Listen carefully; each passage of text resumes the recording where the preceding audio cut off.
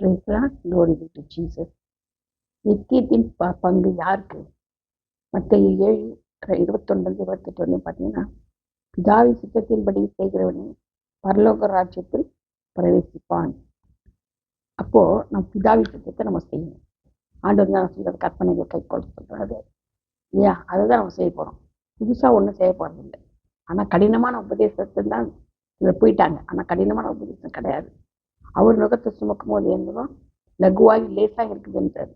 அப்போ அதை நம்ம சுமக்க முடியாதா? சுமக்கணும். அதுதான் நல்லது. அதுதான் நம்ம அவர் மேலே வச்சிருக்கிற அன்பு. பிதாவின் அன்பு நமக்கு வேணும். அதுதான் அவருடைய சித்தத்தின் போய் சேர்த்து தான் பிதாவுடைய அன்பு நம்மளை நிலைத்திருக்குது. அப்போதான் நம்மக்கிட்ட பிதா என்ன செய்வார்? அன்பா இருப்பார், நேசிப்பார், சிநேகிதன் சொல்வார், எல்லாமே செய்வார். அப்போ நம்ம என்ன செய்யணும்? உஷாரா சித்தத்தை செய்து பரலோக போகிறதுக்கு வழியை பார்க்கணும். அதே மாதிரி தான் வெளிப்பட்ட 22:18-19 சொல்லப்பட்டிருக்குது. வேத வாக்கியத்திலிருந்து ஒன்று கூட்டவும் கூடாதான், ஒன்று குறைக்கவும் கூடாதான். அப்படி குறைச்சாலோ கூட்டினாலோ ஜீவ புஸ்தகம் பேர் தான் சும்மா எடுத்து போடுவாங்க. கர்த்தர் தாம் இந்த வார்த்தையை ஆசீர்வதிப்பார்.